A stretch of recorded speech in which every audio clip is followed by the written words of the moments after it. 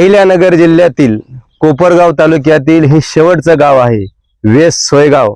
आणि होय, आज आलो आहोत आपण नाथ सीडच्या संकेत या कापूस वाहनाची कापूस पिकाची पाहणी करण्यासाठी।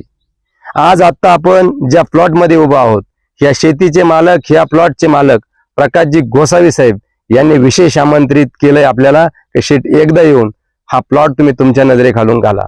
आतापर्यंत ह्या प्लॉटला 3 फवारण्या झालेल्या आहे, खत व्यवस्थापन 2 वेळेस केलेलं आहे आणि एक पाणी, तसं पाऊस पाण्यावरच एक पीक उभं आहे। पावसाच्या पाण्याच्या व्यतिरिक्त एक पाण्याची पाळी आपण या प्लॉटला दिलेली आहे। एकंदरीत कैऱ्यांचा आणि पात्यांचा विचार जर केला आणि झाडाचं जर आरोग्य बघितलं तर 17-18 क्विंटल पर्यंत उत्पादन देण्याची क्षमता आज तरी या प्लॉट मध्ये वाटत आहे। तर शेतकरी मित्रांनो, योग्य खत व्यवस्थापन असेल, पाणी व्यवस्थापन असेल आणि रोग कीड नियंत्रण जर असेल तर निश्चितच अधिक दर्जेदार उत्पादनाकडे आपण वाटचाल करू शकतो।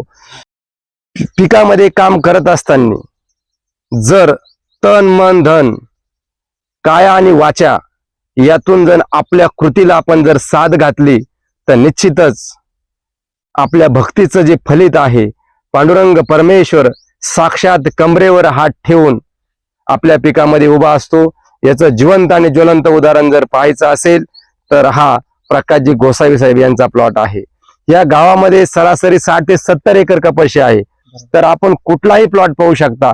यांचा आणि त्यांच्या बंधूचा एक प्लॉट इथं शेजारी आहे, त्याही प्लॉटची ट्रीटमेंट आपल्याकडेच आहे। हे दोन्ही प्लॉट ह्या गावामध्ये मौनगिरी कृषी दीपक या संस्थेतून आणलेलं बियाणं असेल, खत व्यवस्थापन असेल आणि वेळच्या वेळी केलेलं रोग कीड नियंत्रण जर पाहिलं आपण तर निश्चितच हा जो वाण आहे, हा वाण आणि ही जी संस्था या ठिकाणी कौतुकास पात्र आहे अशी ह्या गावातील लोकांची बोलकी प्रतिक्रिया आहे।